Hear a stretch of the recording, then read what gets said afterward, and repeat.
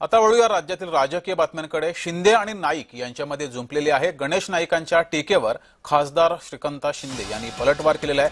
खासदार श्रीकांत शिंदे यांनी गणेश नाईक यांच्यावर जोरदार हल्लाबोल सुद्धा केलाय। एखाद्या शाळेकरता रुग्णालयाकरता ते पण दिले गेले नाहीत। हे भूखंड बिल्डर लोकांच्या घशात त्यांच्या दलालांनी घातले। मला या गोष्टीची लाज वाटते की ज्या मंत्रिमंडळामध्ये मी आहे त्या मंत्रिमंडळामधल्या नगरविकास खात्याच्या लोकांनी अशा प्रकारचं कर्मदरिद्रीपणा केला। हे 3-3, 4-4, 5-5 वेळा माझी झालेली आहेत। त्यांनी दुसऱ्याला माझी करण्याबद्दलच्या वल्गना करू नये। आणि आताच निवडणुका झाल्या, या कल्याण लोकसभेमध्ये 100% शिवसेनेचे महापौर शिवसेनेची सत्ता आहे। तर तुम्ही जे आहे हे मला घाबरवायचं काम जे आहे ते या ठिकाणी करू नका।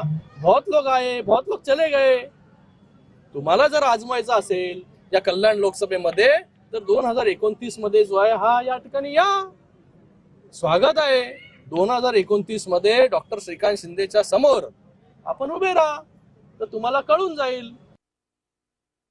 कुत्र्याचं शेपूट 12 महिने नळीत घातलं तरी जसं सरळ होत नाही ना, तीच अवस्था गणेश नाईक सारख्या खरजुल्या कुत्र्याची झालेली आहे।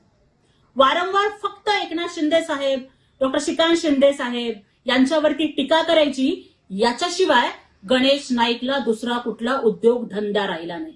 गणेश नाईक आता तरी बाज या, नाहीतर नवी मुंबईत येऊन बाजार उठवला जाईल।